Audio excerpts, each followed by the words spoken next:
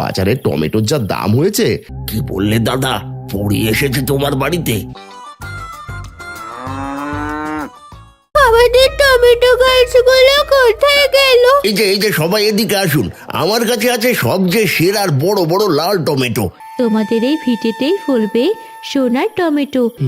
এ কি দেখছি আমি, সাধারণ গাছে সোনার টমেটো ধরে আছে।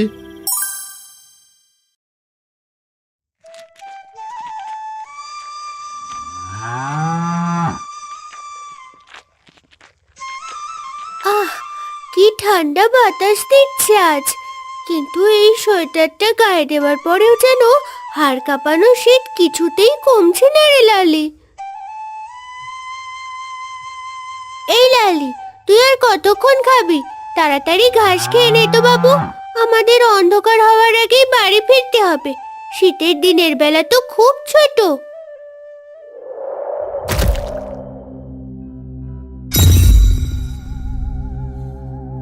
ও মা গো, হঠাৎ করে জ্যান্ত গাছের এই মোটা ডালটা এভাবে ভেঙে পড়লো কেন? আর কি, ডালের সাথে দেখি একটা বড় আম ঝুলছে। এই শীতে তো আম হওয়ার কথা নয়। আমার খুব ভয় করছে।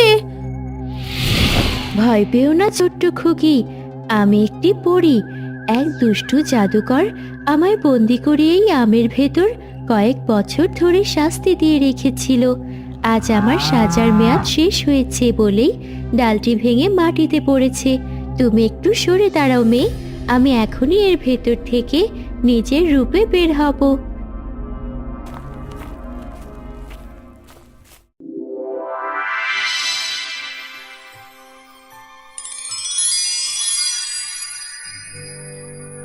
ও মা, তুমি তো অনেক সুন্দর। তোমার কি খুব কষ্ট হচ্ছে? আর ডানাও দেখছি ভেঙে ঝুলে আছে। আমি এখন আমার দেশে ফিরতে পারবো না এই অবস্থায়। তুমি কি আমায় তোমাদের বাড়িতে একটু আশ্রয় দিতে পারো? ডানা ঠিক না হওয়া পর্যন্ত আমায় সাথে নিয়ে যাবে? অবশ্যই নিয়ে যাব, কিন্তু তুমি তো হাঁটতে পারবে না। এই লালি, এদিকে আয় তো। পরে তুমি লালির ওপর উঠে বসো, আমরা এখনই বাড়ি যাব। আমায় একটা সাহায্য করো তিন্নি, আমি আমার ডানা দুটো অদৃশ্য করে ফেলি যাতে কেউ বুঝতে না পারে। মানুষ যদি বুঝতে পারে আমি পড়ি তবে বড় বিপদ হবে। পরী তৎক্ষণাৎ তার ডানা দুটো অদৃশ্য করে ফেলে এবং লালির পিঠে চড়ে তিন্নিদের বাড়ির দিকে যায়। এই তিন্নি, তোর কি বাড়ি ফেরার কোনো সময় জ্ঞান নেই? শীতের বেলায় এমনিতেই ছোট, তার উপর তুই প্রতিদিন এভাবে দেরি করে ফিরিস কেন? আজ ইচ্ছা করে দেরি করিনি মা, একটু এদিকে তাকিয়ে দেখো না কে এসেছে আমাদের বাড়িতে। ও মা, তোর লালির পিঠে বসে থাকা ওই ফুটফুটে মেয়েটি আবার কে?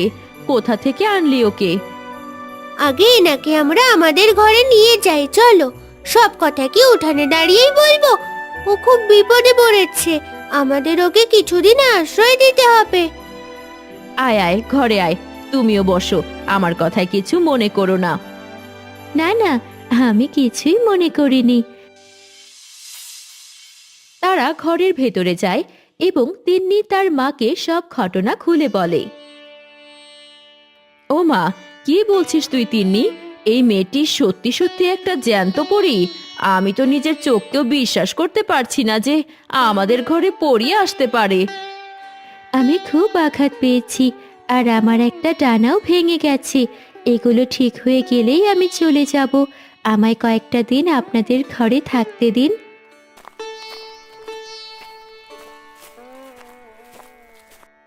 কি গো গিন্নি, তোমরা মার মেয়ে মিলে ঘরের কোণে কার সাথে এত গপ গপ করে গল্প করছো গো?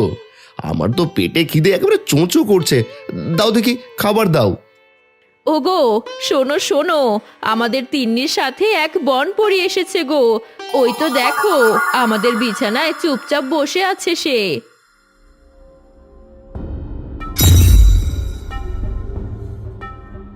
কোথায় পড়ি আর কিসের কি? আমি তো বিছানায় তিন্নির খেলনা ছাড়া আর কিছুই দেখতে পাচ্ছি না। তোমরা কি দুজনে আজ পাগল হয়ে গেলে নাকি? হারান, আমি এখানেই আছি, তোমাদের মাঝেই আছি। শুধু তোমাদের মা মেয়ের মনে বিশ্বাস আছে বলে তারা আমায় দেখতে পাচ্ছে। তোমার মনে ভয় আর অবিশ্বাস, তাই তুমি সবকিছু অদৃশ্য দেখছো।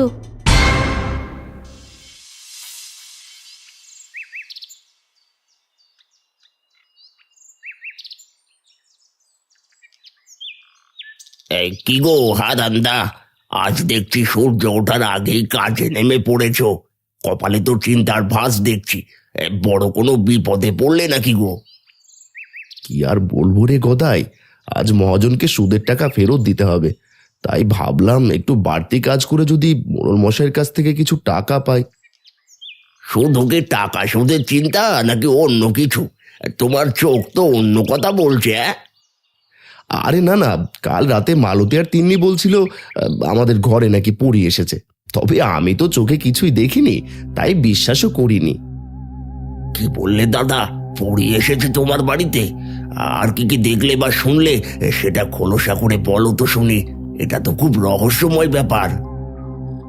আমি পড়ি দেখিনি ঠিকই, তবে একটা অদৃশ্য কণ্ঠস্বর শুনলাম। সে বলছিল সে নাকি আমাদের মাঝেই আছে। পাগলদের কথা মতো সব কথা, এসব নিয়ে ভাবছি না, বুঝলি। পড়ি, যাক ভালোই বলেছ। দিন দিন আর কত কথা শুনবো তোমার মুখ থেকে। এই চল রে পচা। তুই জোর করলে আমায় বলতে, আবার তুই এসব বলছিস? দূর, আমি আমার কাজে মন দিই।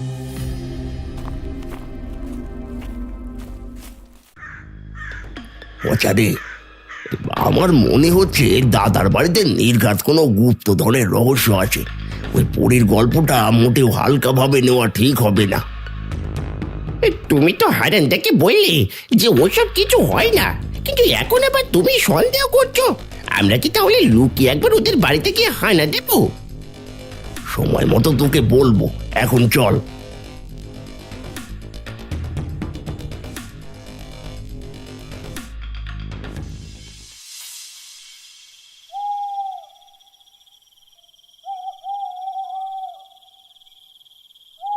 ও পরি দিদি, তুমি কাল বাবাকে দেখা দিলে না কেন?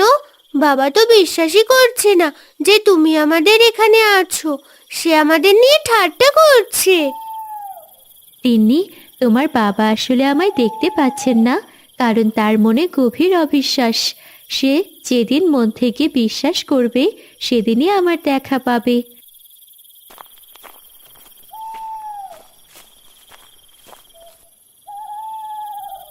তোমরা কি আজ ওই কাল্পনিক পরীর সাথে গল্প করছো নাকি? তোমরা কি সত্যি সত্যি পাগল হয়ে গেলে নাকি গিন্নি? দয়া করে আমাকে আর জ্বালিও না তো।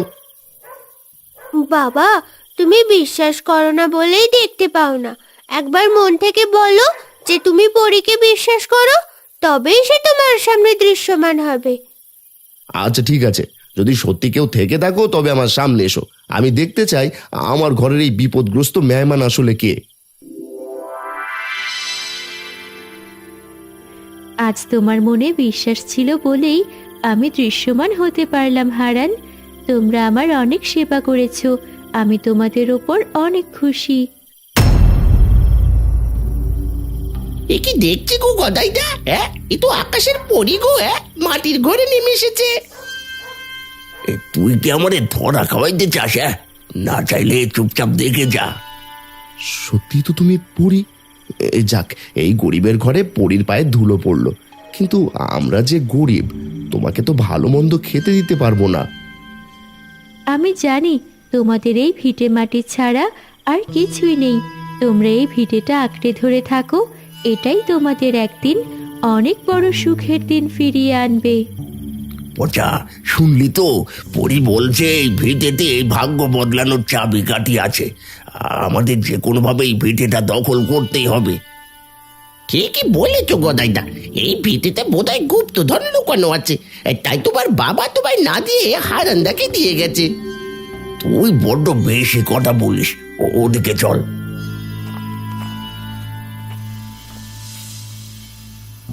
শুনলি পচা?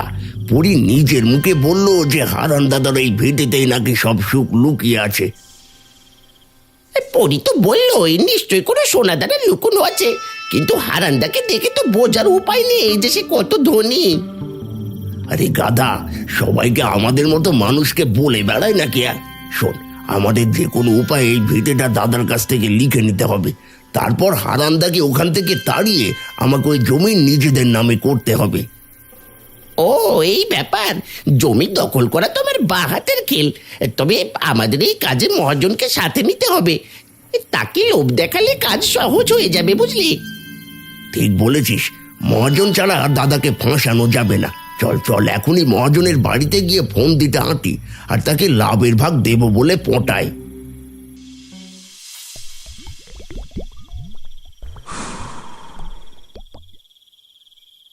কি বলছিস গদাই? হারানের ঘরে পড়ি আর তার ভিটেতে গুপ্তধন, এ যদি সত্যি হয় তবে তো আমি এখনই ওটা লিখে নিতে পারি। আপনি শুধু যে কোনো উপায়ে হারান দাদার থেকে একটা দলিলের টিপসই নিয়ে নিন। জমিটা আমাদের হয়ে গেলেই বাস, আর দেখে কে। কিন্তু বিনিময়ে আমি কি পাবো? হারানের জমি তো সস্তা নয়। আর তুই আমার থেকে কি কি সুবিধা চাস সেটা খোলসা করে বলতো। আমি আপনাকে 20% ভাগ দেব মোড়ল মশাই। শুধু জমিটা আমার আর আপনার নামে করার একটা মোক্ষম ব্যবস্থাটুকু করে দিন। 20% হবে না বাপু, ঝুঁকি অনেক বেশি। আমাকে অর্ধেক ভাগ দিতে হবে। রাজি থাকলে বল, কালী হারানকে দলিল নিয়ে ফাঁসিয়ে দেব।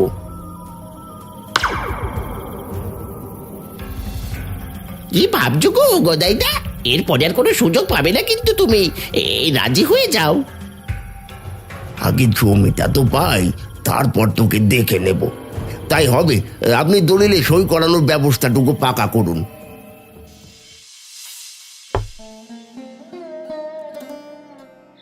কি গো, লাঙল রেখে দিচ্ছ যে বড়, কাজে যাবে না? মালতী, আমি ওই মহাজনের কাছে যাচ্ছি জমানো সুদের টাকাগুলো পরিশোধ করতে। ফেরার পথে তিন্নির জন্য কিছু বাজার করে নিয়ে আসবো। এখন আর কাজে যাব না। সাবধানে যেও গো, মহাজন লোকটা কিন্তু সুবিধার নয়। তুমি ওদিকে যাও, আমি এখানে পরীর ডানা সেক দেওয়ার ব্যবস্থা করছি, ও যেন তাড়াতাড়ি সেরে ওঠে। ঘরে যা ডাল ভাত আছে তা একটু যত্ন করে রান্না করো। পরি আমাদের মেহমান, তাকে যেন কোনোভাবে ক্ষুধার্ত না থাকতে হয়। তুমি ওসব নিয়ে চিন্তা করো না, এ কদিনে পরি তো আমাদের পরিবারের একজন হয়ে গেছে। তুমি ফেরার সময় মনে করে তিন্নির জন্য কিছু টমেটো নিয়ে এসো, খেতে চেয়েছে মেয়েটা।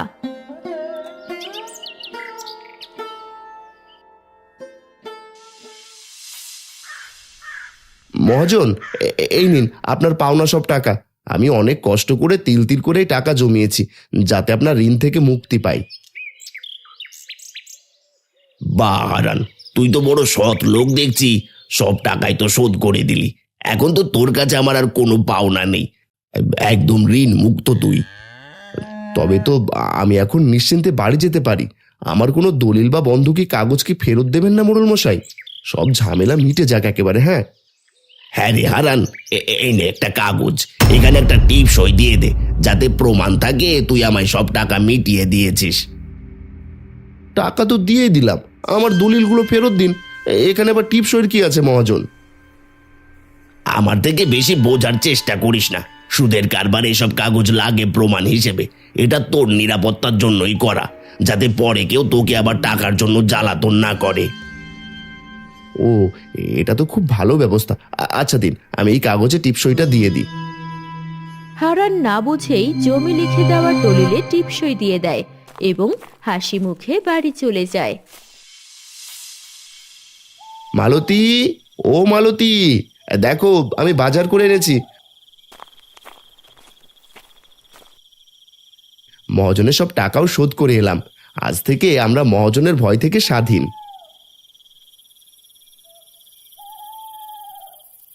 ওগো, ভালো করেছো, কিন্তু সব তো আনলে, একটু টমেটো আনতে পারলে না? তিন্নির তো টমেটোর তরকারি খুব পছন্দের, ও তো মন খারাপ করবে। আর বলো না মালতী, বাজারে টমেটোর যা দাম হয়েছে তাতে আমাদের মতো কৃষকের কেনার সাধ্যের বাইরে। আগুনের মতো দাম সব সবজির। টাকা পরিশোধ করে হাতে বেশি টাকা ছিল না।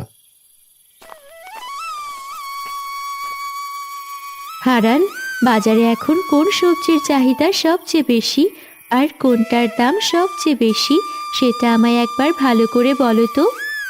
কেন পড়ি? টমেটো ছাড়া তো আর কিছু নেই।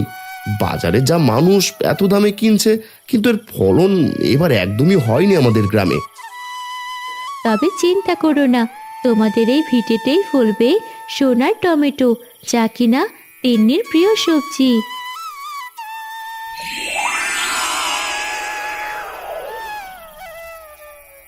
এই নাও তিন্নি, এটা রাখো। এটা হলো জাদুকরি সোনার টমেটো বীজ।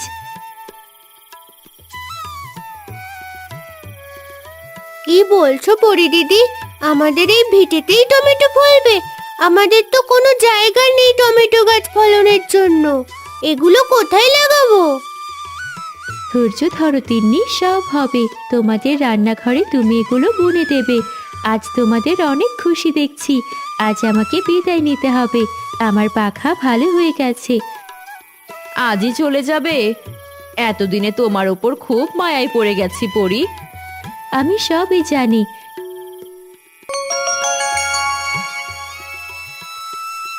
এই পালকটি রাখো তিন্নি, যখনই আমার কথা বা কোনো বিপদে পড়বে এই পালক ধরে আমায় ডেকো, আমি চলে আসব।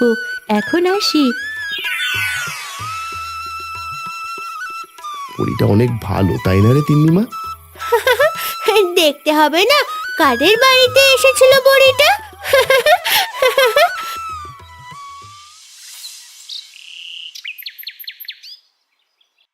কই গো হারান্দা, এই তাড়াতাড়ি বাড়ির বাইরে এসো।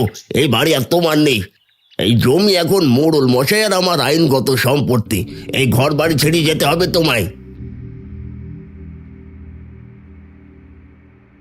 তুই তুই এসব কি অলক্ষণে কথা বলছিস গদাই? আমি কালী মহাজনের টাকা শোধ করে এলাম, আর আমি কেন নিজের ঘর ছেড়ে যাব? তুমি কাল মহাজনকে জমি লিখে দিয়েছিলে নিজের টিপসই দিয়ে। এই দেখো দলিল। পচা, এখানে সাক্ষী আছে, মহাজনও সব জানে। হ্যাঁ হ্যাঁ, আমি সাক্ষী আছি। আর আমার কারবারি তো জমি দখলদারি। কি বলছিস তোরা? ওটা টাকা শোধের কাগজ। তিনি কি আমায় এভাবে ঠকালেন? আমি কি ভিটে ফিরে পাবো না আর? এক শর্তে বাড়ি পেতে পারিস। আগামীকাল সকালের মধ্যে যদি 1,00,000 টাকা জোগাড় করে দিতে পারিস, তবে এই দলিল ফেরত পাবি। কি বলিস গদাই? হ্যাঁ হ্যাঁ, মহাজন একদম খাঁটি কথা বলেছে। একদিনের মধ্যে 1,00,000 টাকা অসম্ভব, যেতেই হবে গো তোমায় হারান্দা। আমি সারাদিনে 100 টাকা রোজগার করতে হিমশিম খাই। এত টাকা আজ রাতের মধ্যে কোথায় পাবো? তোরা কি আমাকে পরিবার নিয়ে পথে বসাবি? এ কেমন বিচার তোদের? ও বাবা, তুমি কেঁদো না তো। অনেকবার দেখে এসেছি, পাপীদের কখনো ভালো হয় না। হ্যাঁ গো, তুমি আর কেঁদো না। শেষ সম্বল তো এই ভিটে মাটিটুকুই, আর তো কিছু নেই। কি নিবে আর? সারা জীবন তো ঠকিয়েছে তোমার ভাই। এত কথা শোনার সময় নেই। কাল সকালে সূর্য ওঠার আগে যেন তোমাদের এই বাড়িতে আমি না দেখি। যদি টাকা দিতে না পারো, তবে সোজা বিদায় হবে এখান থেকে। হ্যাঁ, দাদা বলে আজকে রাতটা সময় দিয়ে গেলাম। চলে আসুন মহাজন।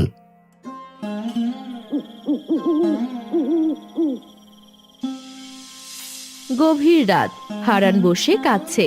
মালতী পুটলি গুছাচ্ছে, আর তিন্নি জানালা দিয়ে সুন্দর চাঁদের আলো দেখছে। সবারই চোখে জল। কই গো মালতী, সব গোছানো হলো? মাঝরাত হতে চললো যে। আর কি গোছাবো, যা নিয়েছি ওতেই হবে। চলো বেরিয়ে পড়ি। তুমি চাদরটা গায়ে জড়িয়ে নাও। তারা ঘর থেকে বের হয়। রান্নাঘরের সামনে তিন্নি রান্নাঘরের জানালা দিয়ে উকি মারে, দেখে ঘর ভর্তি বড় বড় টমেটো ধরে আছে। বাবা বাবা, একবার রান্নাঘরের দিকে এসো তো। দেখো, আমাদের রান্নাঘরে পরিদির জাদুতে কি অদ্ভুত কাণ্ড হয়েছে। তুমি নিজের চোখে না দেখলে বিশ্বাসই করবে না।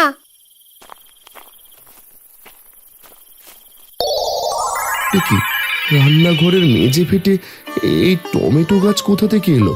আর এই ফলগুলো এমন অদ্ভুতভাবে সোনার মতো চকচক করছে কেন? পরি দিদি আমায় কাল রাতে কিছু বীজ দিয়েছিল বাবা। আমি ওগুলো এখানে মাটি খুঁড়ে পুঁতে দিয়েছিলাম। এক রাতেই কত বড় হয়ে গেছে। এসব দেখে আর কি হবে রে মা, এগুলো এখন অন্যের সম্পত্তির ফসল। চলে আয় মা, ওরাই ধনী হোক, যারা আমাদের অন্যায়ভাবে থাকতে দিল না নিজের ভিটায়। তিন্নি কেঁদে কেঁদে আসার সময় তার ঝোলা থেকে পরীর দেয়া সেই পালকটা মাটিতে পড়ে যায়। তিন্নি সেটা তুলে নিয়ে বলে, বাবা, পরিদি যাওয়ার সময় কি বলেছিল মনে আছে? আজ তো আমাদের বিপদ, আর এই বিপদেই পালক হাতে তাকে ডাকি। শুধু শুধু পরীকে আবার কষ্ট দিয়ে কি লাভ? আচ্ছা, ডাকার ইচ্ছে যখন হয়েছে ডাক। ও পরি দিদি, কোথায় আছো তুমি? আচ্ছা, আমরা বড় বিপদে, তুমি দেখা দাও। হারান, তোমাদের আর কিচ্ছু বলতে হবে না, তোমরা চিন্তা করো না। ওই দেখো, মাঝখানের বড় গাছটিতে একটি পুরোপুরি খাঁটি সোনার টমেটো আছে। ওটা নিয়ে এখনই শেখরার কাছে যাও। ওটা বিক্রি করলে তুমি 1,00,000 টাকা পাবে। আর বাকি টমেটোগুলো সাধারণ হলেও অনেক দামি, সেগুলো বিক্রি করে তোমরা অনেক সুখে থাকবে। এ কি দেখছি আমি, সাধারণ গাছে সোনার টমেটো ধরে আছে। হারান, আমি এখন যাই, আর কোনো বিপদে পড়লে এই পালকটা দিয়ে আমায় ডেকো, আমি হাজির হব। এটা বলে পরি চলে যায়। হারান সেই সোনার টমেটো তুলে এনে সেই রাতেই শেখরার দোকানে যায় বিক্রি করতে। শেখরা ভাই, দয়া করে এই টমেটোটা একটু কোষ্ঠী পাথরে ঘষে দেখুন তো, এটা কি আপনি কিনে আমায় 1,00,000 টাকা দিতে পারবেন? খুব বিপদ আমার।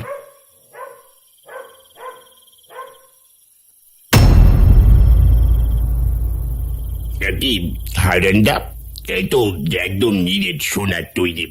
এই টমেটোর আকৃতি এমন নিখুঁত, এই জিনিস তো আমি জীবনেও দেখিনি। তা এটা কোথায় পেলে? ওসব কথা পরে হবে শেখরা ভাই, আপনি আমায় টাকাটা গুনে দিন। মহাজনের কাছে গিয়ে দলিলটা আজ রাতেই ছাড়িয়ে আনতে হবে। এই নাও হারান্দা, বুঝলাম, 1,00,000 টাকা। তোমার মতো সৎ মানুষের ঘরে যেমন গুপ্তধন পাওয়াই স্বাভাবিক। যাও, তাড়াতাড়ি মহাজনের বাড়ি যাও। বড় উপকার করলে গো আমায়।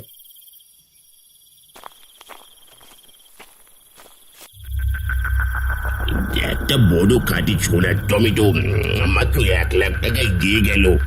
বিষয়টা তো ভাবার, খবরটা গদাইকে দিতে হবে।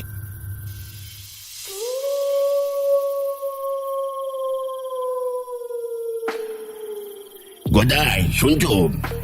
তোমার ভাই তো 1,00,000 টাকা নিয়ে মহাজনের বাড়ির দিকে গেল দেখলাম। সে একটা সোনার টমেটো বিক্রি করেছে আমার দোকানে। কি বলছিস? হারানের কাছে এত টাকা? সে তো ভিখারি ছিল কাল পর্যন্ত। আরে ও মহাজন, হারানদার টাকা নিয়ে আসছে বোধ হয়। খবরটা তো ভালো মনে হচ্ছে না।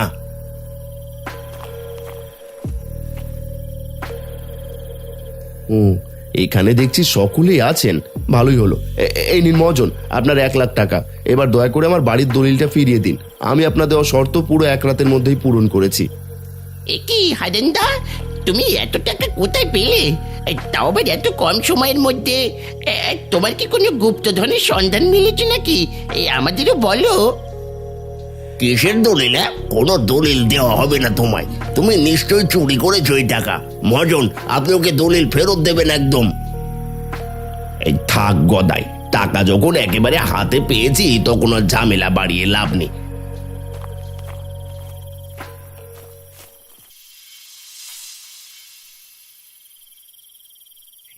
এই নে তোর দলিল হারান। টাকা পেলে আমি সব করতে পারি। যাক, অর্ধেক ভাগ তো পাবো, কিন্তু তোমার পিছু ছাড়ছি না দাদা। দেখবো কি চমৎকার করছো ওই ভিটায়।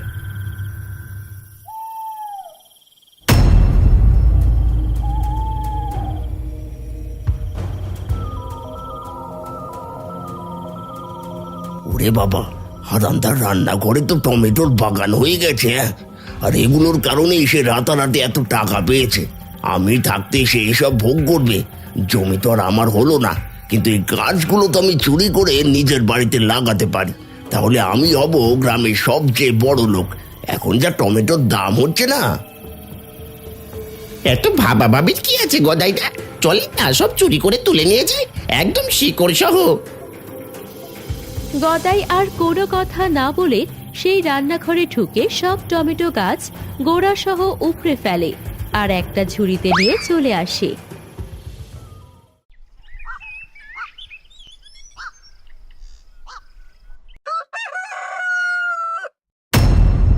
ও বাবা, আমাদের টমেটো গাছগুলো কোথায় গেল? এখানে তো একটা পাতাও অবশিষ্ট নেই। কেউ কি সব চুরি করে নিয়ে গেল? হায় হায়, কাল রাতেও তো গাছগুলো ফলে ভরেছিল, এখন তো দেখছি শুধু মাটি পড়ে আছে। চোর নিশ্চয়ই আমাদের ধ্বংস করতে চায়। নিশ্চয়ই গদাইয়ের কাজ। সে ছাড়া আমাদের ঘরের খবর আর কেউ জানতো না। এখন আমাদের সব স্বপ্ন কি ভেঙে যাবে? বাবা, পরি দিদি বলেছিল বিপদে পড়লে তাকে ডাকতে। আজ আমরা আবারও অসহায়। আমি এই পালকটা ধরে তাকে ডাকছি। সে নিশ্চয়ই কোনো একটা পথ দেখাবে আমাদের। তিন্নি পালক সামনে রেখে ডাক দিতেই আবারও সেই পরী এসে হাজির হয়। ভয় পেও না তিন্নি, চোর তার কর্মের ফল পাবে। আমি তোমাদের জন্য আরো বেশি টমেটো দিয়ে গেলাম।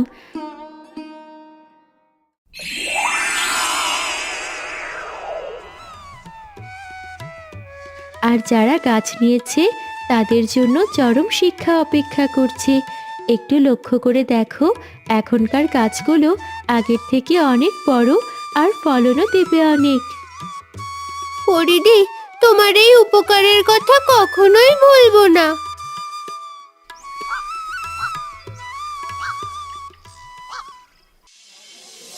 এই যে সবাই এদিকে আসুন, আমার কাছে আছে সবচেয়ে সেরার বড় বড় লাল টমেটো। হারানের টমেটোর চেয়ে আমারগুলো বেশি ভালো। নিয়ে যান 100 টাকা কেজি।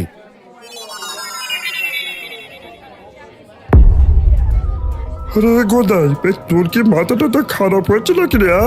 ঝুড়িতে পাতুলের কুচি নিয়ে বসে আছিস আর বলছিস এগুলো টমেটো।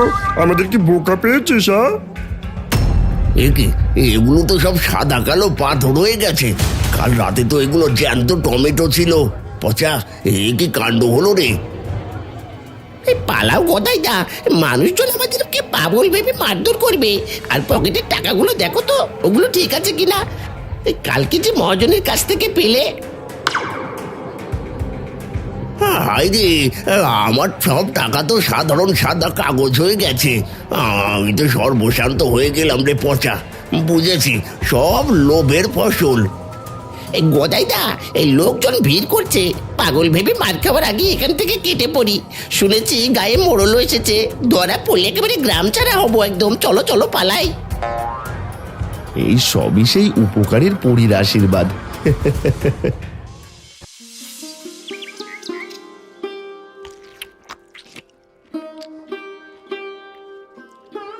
উফ, আজকের টমেটো দিয়ে করা চাটনিটা যা হয়েছে না, একদম অমৃতের মতো স্বাদ। পরীর আশীর্বাদ সত্যি আমাদের জীবন বদলে দিয়েছে। দেখেছো বাবা, লোভ করলে কি হয়? গদাই কাকা আমাদের ক্ষতি করতে চেয়েছিল, কিন্তু এখন সে নিজেই নিঃস্ব হয়ে পথে পথে ঘুরছে। ঠিক বলেছিস মা। সততার পরিশ্রম থাকলে সৃষ্টিকর্তা বিভিন্ন রূপে নিজেই সহায় হন। আমরা কোনোদিনই শিক্ষা ভুলবো না, আর কারো অনিষ্টও করব না। আমরা এখন এই টমেটো চাষ করে অনেক স্বাচ্ছন্দ্যে থাকতে পারবো। তিন্নির পড়াশোনার আর কোনো অসুবিধা হবে না আমাদের। পরি দিদি, তুমি যেখানেই থাকো ভালো থেকো। তোমার দেওয়া এই উপহার আমরা সারা জীবন যত্ন করে রাখবো। যদি তুমি এখানে থাকতে তবে অনেক চাটনি খেতে পারতে টমেটো দিয়ে। চলো সবাই মিলে এই ভিটে মাটি আর আমাদের সোনার ফসল আগলে রাখি। পরোপকার আর সততাই আমাদের একমাত্র সম্বল হোক। ঠিক বলেছো বাবা, সততা নিয়ে থাকলে কোনো বিপদ কাবু করতে পারে না।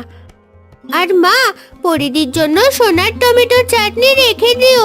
সেও তো আমাদের পরিবারের একজন। তোমরা কি বলো বন্ধুরা?